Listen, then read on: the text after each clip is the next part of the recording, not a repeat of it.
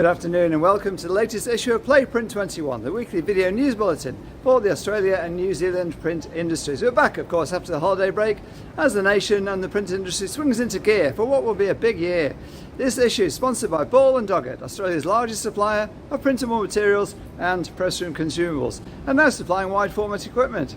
A change in the law on workplace standards means that print bosses who fail to implement measures to mitigate against sexual harassment or bullying can be fined, even if nothing has happened. Following an amendment to the law in regard to harassment, the Visual Media Association has released an online seminar and relevant tools and resources for customisation and implementation into print shops. The VMA says the new legislation has introduced a positive duty on employers to eliminate workplace harassment, sexual harassment, gender discrimination and gender-based harassment. Conduct that amounts to subjecting a person to a hostile workplace environment on the ground of gender and certain acts of victimisation. Crucially, the new legislation makes it incumbent on employers to shift their focus to actively preventing workplace gender and sexual harassment and discrimination, rather than responding only after it occurs. It's a legal obligation and, says VMA, requires a proactive approach for employers, which is why it's created the online seminar available to watch anytime and the templates.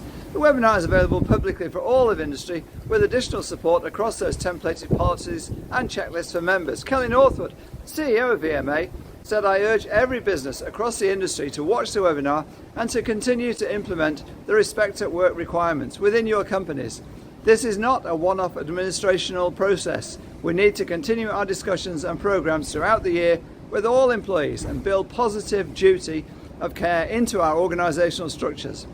Cultures. The first creditors meeting of stricken wide format supplies operation Starleaton has taken place.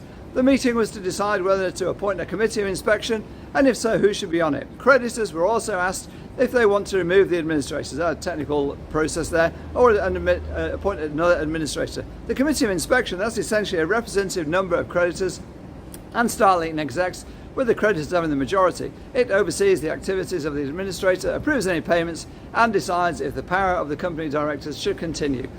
After 45 years in business, Starleaton went into administration early this month, with Simon Cathro and Andrew Blundell of Cathro & Partners Sydney now in charge. The company operates from facilities in Sydney, Melbourne, Brisbane, Perth and Auckland, with some 70 staff on the payroll.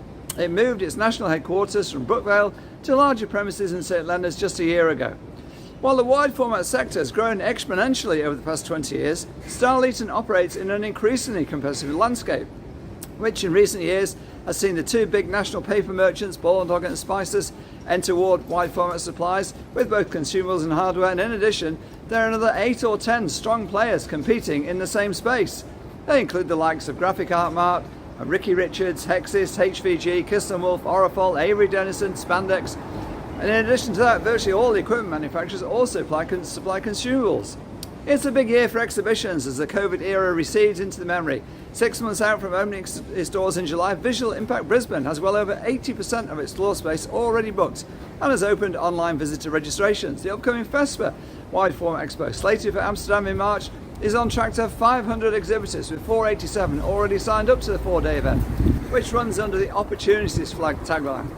FESPA Global, in fact, one of 4 co-located expos happening at the same time, which includes Sportswear Pro, the European Sign Expo and the Personalisation Experience, all run simultaneously.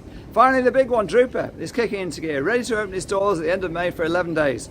If you haven't booked your accommodation, do so without delay. Check print21.com.au for all the latest news from the mother of all trade shows. Drupa will welcome more than 200,000 printers across its 20 booked out halls.